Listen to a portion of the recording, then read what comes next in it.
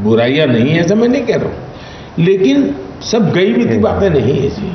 एक और सवाल, आप नवाचार की आप हमेशा बात करते हैं, अभी भी इस रोचक बातचीत में भी बड़े आपके नए नए इनिशिएटिव हमने सुने। ये बताइए मोदी जी, वो वक्त कब आएगा जब इस देश के आम आदमी को मुफ्त राशन की ही जरूरत नहीं रहेगी?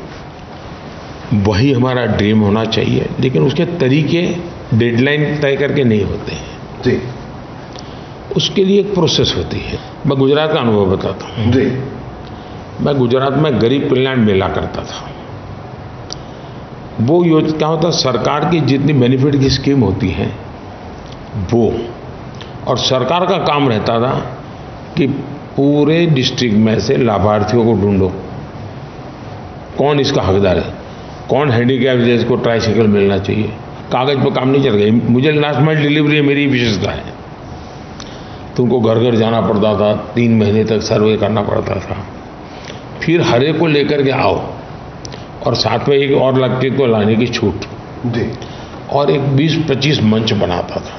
अच्छा। हर बेनिफिट के भी, ये इस बेनिफिट का ये मंच, इस बेनिफिट का ये मंच, उनके कलर कोड रहता था। अच्छा। पास का, तो उस प्रकार से फिर वो बड़ा करीब 1-1 लाख लोग होते थे, एक डिस्ट्रिक्ट में 1-1 लाख लोग। लेकिन वहाँ एक विशेषता होती थी मेरी।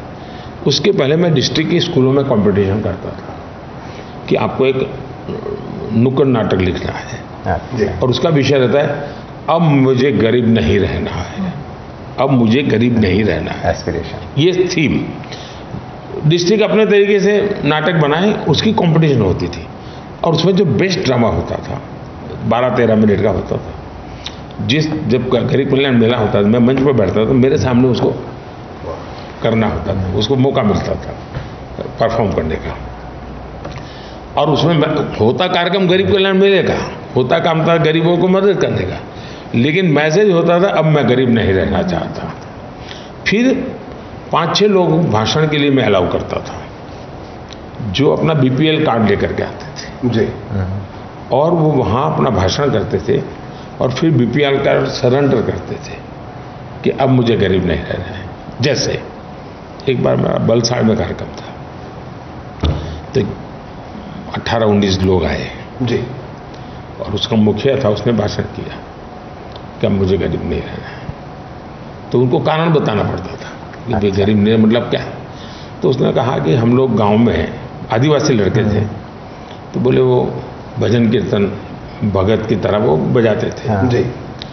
तो बोले सरकार के अफसर आए, उसने कहा कि तुम इतना अच्छा बजाते हो तो तुम्हारी ट्रेनिंग करें। तो बोले हम लोगों को और चीज़ें उन्होंने सिखाई, ले गए हमको। फिर हमको बैंक से इतना पैसा मिला, बैंक से पैसा मिला तो हमने अब वो शादी ब्याह में बाजे वाले की कंपनी बना दी है।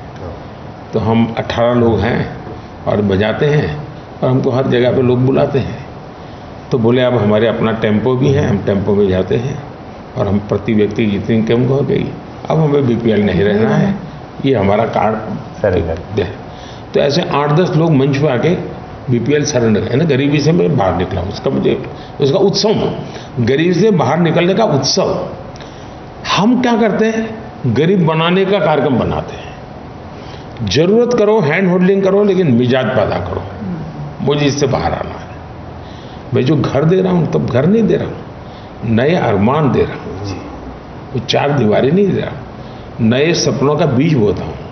उसी दिन उसको लगता है अरे घर मिल गया, यार चेयर लानी पड़ेगी, ऐसा करो आज इतना पैसा बचाएंगे, या पर्दा करना पड़ेगा। मैंने एक बार क्या किया, सूरत में गरीबों के लिए मल्टी स्टोरी घर बनाए।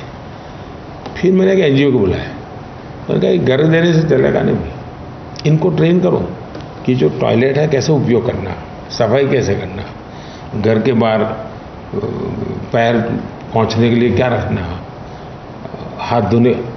मैंने ट्रेनिंग की जी 3 दिन, और उनको सिर्फ मकान नहीं, जिंदगी बदलनी है। तो मैं ऐसी छोटी छोटी चीज़ें करते करते निकला हुआ इंसान। और इससे मुझे लगता है आज 25 करोड़ लोग गरीबी से बाहर आए, ऐसे नहीं आए जी। लेकिन मैं उनको थप्पा मैं नहीं मारना चाहता, वो कहेंगे साहब अब निकल गए। जैसे मैंने इतने लाल किले से कहा कि जिसको ज़रूरत नहीं है वो गैस की सब्सिडी क्यों लेते हो जी। इस देश में 1.25 करोड़ लोग मुझे गैस सब्सिडी सरेंडर कर दीजिए। हम देश के लोगों पर भरोसा करें जी, उनको मोटिवेट करें, उनके सामर्थ्य को हम जगाएं, हमें परिणाम मिलता है जी। और मैं मानता हूं कि जो आप चिंता कर रहे हैं कि कब बंद होगा, बंद करना ही नहीं पड़ेगा, ऊपर से वो दान देना शुरू करेगा। जहाँ मुझे इतने साल मैंने खाया है, मैं अब देश के लिए करना चाहता हूँ। प्रधानमंत्री जी, जिंदगी बदलने का बात है तो औद्योगिक विकास का बात होना चाहिए, और खास करके बंगाल में अगर औद्योगिक विकास की बात करें तो सिंगूर का मामला सामने आ जाएगा। ममता बनर्जी के आंदोलन से टाटाज ने जब सिंगूर छोड़ी तो सीधा आपने सानंद में उनका स्वागत कर लिया। आपके मुख्यमंत्री रहने के समय में वाइब्रेंट गुजरात नाम का एक यूनिक सम्मेलन आपने शुरू किया है, जिसका मॉडल पूरे देश में विभिन्न राज्य में फॉलो किया जाता है। अगर कभी बंगाल में आपके पार्टी सत्ता पे आए तो एक औद्योगिक विकास के लिए आपका ब्लूप्रिंट क्या है, और दूसरा इससे जुड़ा हुआ कि युवाओं की नौकरी के लिए आपका क्या प्लान्स है? एक तो बंगाल इस देश का नेतृत्व करता था, आर्थिक रूप से, सामाजिक रूप से, सामाजिक सुधार, कोई भी क्षेत्र लीजिए, हिंदुस्तान का 200 साल का इतिहास निकालिए, हर जगह पे बंगाल नजर आएगा जी। इसका मतलब भरपूर पोटेंशियल से भरा पड़ा हुआ है, सामर्थ्य की कोई कमी नहीं है, संसाधनों की कोई कमी नहीं है, सही नेतृत्व का अभाव है जी। अगर सही नेतृत्व मतलब I am not talking about only political leadership, जीवन के हर क्षेत्र में। अब मुझे बताइए जी, फुटबॉल की दुनिया में हर बंगाली के डीएनए में है फुटबॉल, लेकिन मेरा देश मेडल लेके नहीं आता है।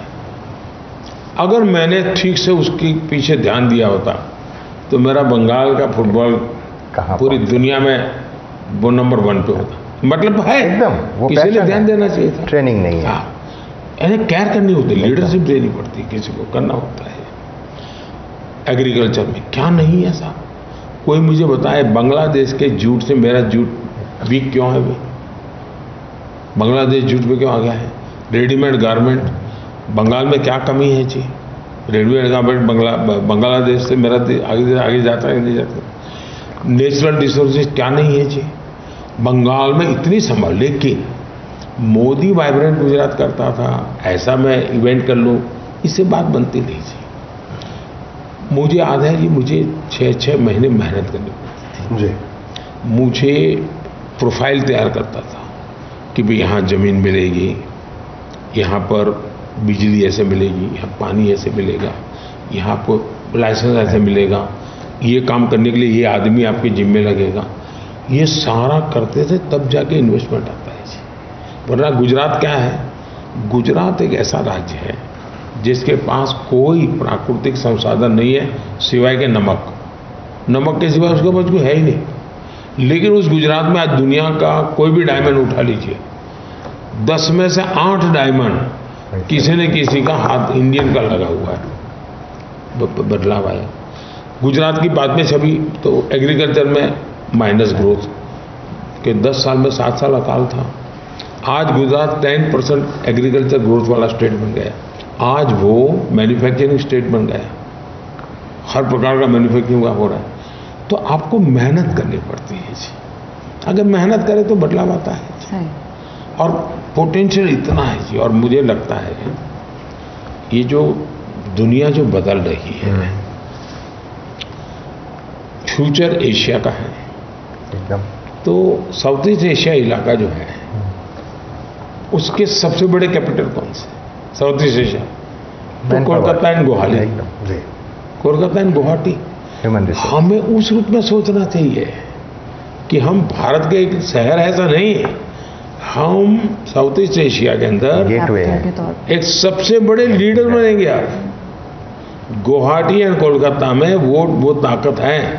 इन दिनों में जो गुवाहाटी में इंस्टीट्यूशंस खड़ी कर रहा हूं वो सिर्फ गुवाहाटी के लिए ऐसा नहीं है जी।